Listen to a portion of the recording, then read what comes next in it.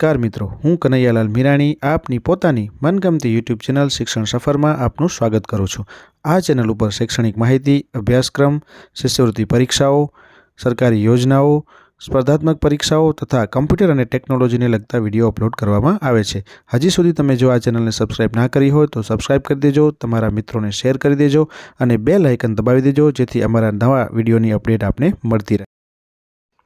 નમસ્કાર મિત્રો, આજે આપણે ધોરણ 7ની અંદર વિજ્ઞાન વિષયનો જે પાઠ્યપુસ્તક છે, નવો પાઠ્યપુસ્તક, એના પાઠ 1 વનસ્પતિમાં પોષણની સ્વાધ્યાયના સોલ્યુશન વિશે ચર્ચા કરવાના છીએ। અને આપણે આ ચેનલની અંદર દરેક વિષયના દરેક પાઠના સ્વાધ્યાય સોલ્યુશન છે એ આપણે અહીંયા અપલોડ કરીએ છીએ। તો આ ચેનલને જો તમે હજી સબસ્ક્રાઇબ ના કરી હોય તો સબસ્ક્રાઇબ કરી દેજો અને સાથે સાથે બેલ આઇકન દબાવી દેજો અને તમારા મિત્રોને પણ શેર કરી દેજો। ચલો આપણે પાઠ 1ની વાત કરીએ કે વનસ્પતિમાં પોષણ। તો તમે અહીંયા જોવો છો પાઠ 1ની અંદર જે વનસ્પતિમાં પોષણ છે એના વિશે તમે બધા ભણી જ ગયા હશો। હવે આપણે એના સ્વાધ્યાયના પ્રશ્નો જે છે એનું આપણે સોલ્યુશન કરવાનું છે। તો પહેલા પ્રશ્નની વાત કરીએ, સજીવોને ખોરાક લેવાની જરૂર શા માટે હોય છે? તો પહેલા પ્રશ્નનો ઉત્તર જે છે આપણે અહીંયા આપેલો છે, જોઈએ કે સજીવોને કાર્ય કરવા માટે જરૂરી શક્તિ મેળવવા, શરીરની વૃદ્ધિ અને વિકાસ કરવા, શરીરના ઘસારાની મરામત કરવા તથા શરીરને તંદુરસ્ત અને નિરોગી રાખવા માટે ખોરાકની જરૂર હોય છે। ચલો એના પછી બીજો પ્રશ્ન છે, એની વાત કરીએ કે પરોપજીવી અને મૃતોપજીવીનો તફાવત આપો। તો પરોપજીવી કોને કહેવાય અને મૃતોપજીવી કોને કહેવાય એનો તફાવત જે છે એ આપણે આપીએ છીએ। સૌથી પહેલાં પરોપજીવીનો પહેલો મુદ્દો જોઈએ કે તે પોતાનું પોષણ યજમાન સજીવ પાસેથી મેળવે છે, જ્યારે મૃતોપજીવીમાં તે મૃત અને સડેલા પદાર્થોમાંથી પોષણ મેળવે છે। પરોપજીવીનો બીજો મુદ્દો છે તે યજમાન સજીવો બનાવેલા ખોરાકનું શોષણ કરે છે અને 2 તે સડેલા પદાર્થો પર પાચક રસોનો સ્ત્રાવ કરી અને દ્રાવણ બનાવી તેમાંથી પાચક તત્વોને શોષે છે। ત્રીજું છે અમરવેલ પરોપજીવી વનસ્પતિ છે અને ત્રીજું છે મોટાભાગની ફૂગ છે એ મૃતોપજીવી છે। તો આ થઈ ગયા એના 3 મુદ્દાઓ। આપણે વાત કરીએ પ્રશ્ન 3ની, પર્ણમાં સ્ટાર્ચની હાજરી કેવી રીતના ચકાસશો? તો એનો પણ જવાબ આપણે અહીંયા કને જોઈએ। એના પહેલાં તમને બધાને જણાવી દઉં કે જરૂર પડે ત્યાં વિડીયોને સ્ટોપ કરજો અને તમારી નોટબુકની અંદર આ પ્રશ્નના જવાબો જે છે એ નોંધી લેજો। ચલો ઉત્તર જોઈએ ત્રીજા પ્રશ્નનો કે પર્ણમાં સ્ટાર્ચની હાજરી ચકાસવાની રીત નીચે મુજબની છે। 1 સૂર્યપ્રકાશમાં રહેલી વનસ્પતિનું એક લીલું પર્ણ તોડો। 2 પર્ણને પાણી ભરેલા બકરમાં લઈ અને 5-6 મિનિટ માટે ઉકાળો। પછી ત્રીજા સ્ટેપની અંદર પર્ણને આલ્કોહોલ વડે બરાબર ધુઓ અને તેનો લીલો રંગ દૂર કરો। 4 આ પર્ણ પર 2 ટીપાં આયોડિનના દ્રાવણના નાખી અને તેનો રંગ તપાસો। અને 5મો પર્ણનો રંગ ભૂરો અથવા તો કાળો થશે, જે પર્ણમાં સ્ટાર્ચની હાજરી સૂચવે છે। તો આ રીતના તમે એને કરી અને ચેક કરી શકો છો। પ્રશ્ન 4ની વાત કરીએ આપણે કે લીલી વનસ્પતિમાં ખોરાક બનાવવાની ક્રિયાનું ટૂંકમાં વર્ણન કરો।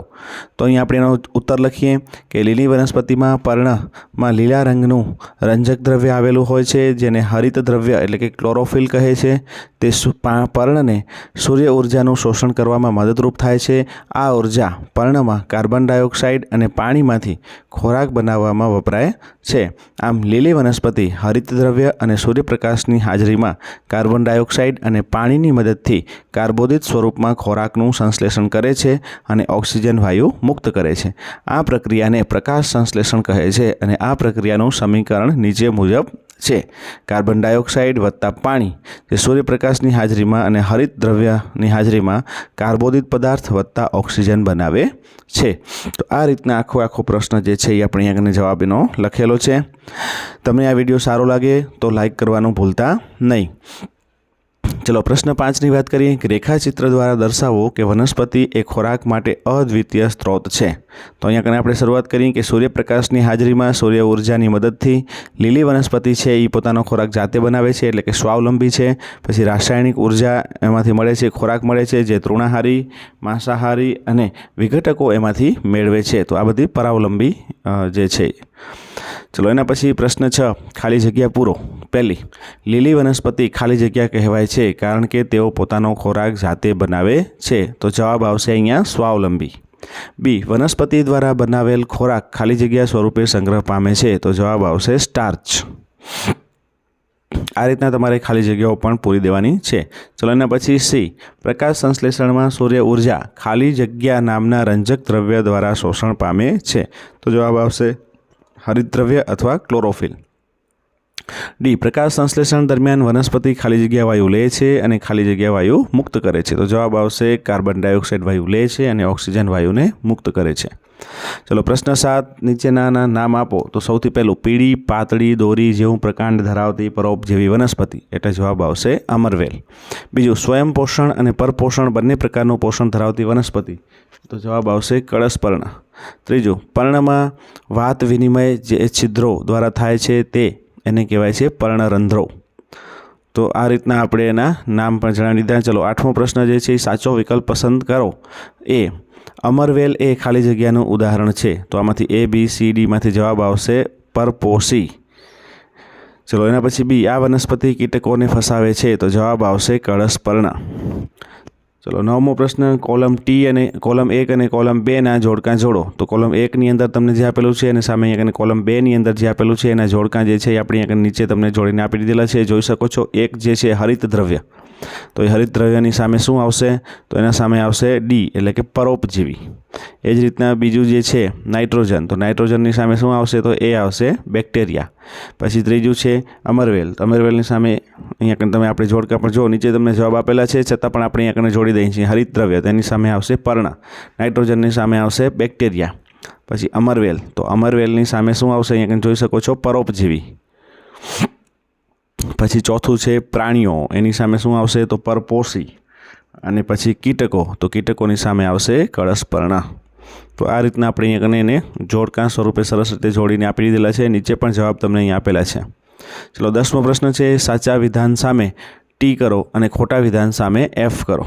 તો પહેલું જે છે પ્રકાશ સંશ્લેષણ દરમિયાન કાર્બન ડાયોક્સાઇડ મુક્ત થાય છે, તો એ આવશે ખોટું, એટલે કે એફ. બીજું, જે વનસ્પતિઓ પોતાનો ખોરાક જાતે બનાવે છે તેને મૃતોપજીવી કહે છે, તો એ પણ આવશે ખોટું, એટલે એફ. ત્રીજું, પ્રોટીન એ પ્રકાશ સંશ્લેષણની પેદાશ નથી, તો એ છે સાચું, એટલે કે ટી આવશે. અને ચોથું, પ્રકાશ સંશ્લેષણ દરમિયાન સૂર્ય ઉર્જા એ રાસાયણિક ઉર્જામાં રૂપાંતરિત થાય છે, એ પણ સાચું છે, એટલે ટી આવશે. ચલો એના પછી વાત કરીએ પ્રશ્ન 11ની. નીચે આપેલા વિકલ્પોમાંથી ખરો વિકલ્પ પસંદ કરો અને પ્રકાશ સંશ્લેષણ માટે વનસ્પતિનો કયો ભાગ વાતાવરણમાંથી કાર્બન ડાયોક્સાઇડ લે છે? તો અહીંયા તમે જોઈ શકો છો, તમને A, B, C, D 4 option આપેલા છે. જવાબ આવશે બી, પર્ણરંધ્ર. ચલો એના પછી તમે અહીંયા 12મા પ્રશ્નની આપણે વાત કરીએ કે નીચે આપેલા વિકલ્પોમાંથી આપેલ વિધાન માટે ખરો વિકલ્પ તમારે પસંદ કરવાનો છે.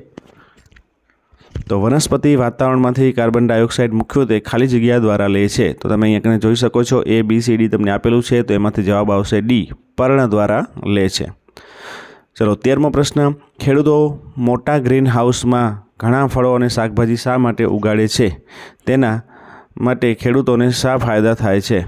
તો ચલો અહીંયા ગ્રીન હાઉસમાં ફળો અને શાકભાજીના છોડ ઉગાડવાથી બહારની વધુ ગરમી કે વધુ ઠંડીથી છોડને રક્ષણ મળે છે. આથી છોડનો યોગ્ય વિકાસ થઈ શકે છે. અને ગ્રીન હાઉસમાં ફળ અને શાકભાજી ઉગાડવાથી ખેડૂતને થતા ફાયદાઓ છે એ અહીંયા નીચે મુજબ આપણે અહીંયા આપેલા છે. ચલો આપણે જોઈએ અહીંયા નીચે જે ફાયદાઓ છે એની આપણે ચર્ચા કરીએ. હવે કયા કયા ફાયદાઓ છે એના પહેલાં ફરીથી તમને રિક્વેસ્ટ છે કે આ લિંક છે એ તમારા મિત્રોને શેર કરજો અને જરૂર પડે ત્યાં કને વિડીયોને સ્ટોપ કરી અને તમારી નોંધપોથીમાં ઉતારતા જજો. ચલો પહેલો છે, ગ્રીન હાઉસમાં તાપમાનનું નિયંત્રણ થઈ શકે છે. આથી કુમળા છોડને તે ખૂબ જ ગરમી અને ઠંડીમાં રક્ષણ મળે છે, તેથી ખેડૂતોને પાકનો ઉતાર સારો થાય છે. બીજું છે, ગ્રીન હાઉસમાં ઉગાડેલા છોડને પ્રાણીઓ નુકસાન પહોંચાડી શકતા નથી, તેથી ખેડૂતના પાકને નુકસાન થતું અટકે છે. ત્રીજું છે, ફળો અને શાકભાજીના છોડને ઉછેરવા માટે ખેડૂતને વિશેષ કાળજી લેવી પડે છે, જે ગ્રીન હાઉસમાં શક્ય બને છે. તો આ રીતના આ ત્રણે ફાયદાઓ જે છે એ આપણે જોઈ લીધા છે. અહીંયા આપણું સ્વાધ્યાયનું સંપૂર્ણ સ્વાધ્યાય જે છે અહીંયા પૂર્ણ થાય છે. તો તમે જો આ ચેનલને સબસ્ક્રાઈબ ના કરી હોય તો સબસ્ક્રાઈબ કરી દેજો અને સાથે સાથે બેલ આઇકન દબાવી દેજો. તમારા મિત્રોને શેર કરી દેજો અને વિડીયોને લાઇક કરવાનું ભૂલતા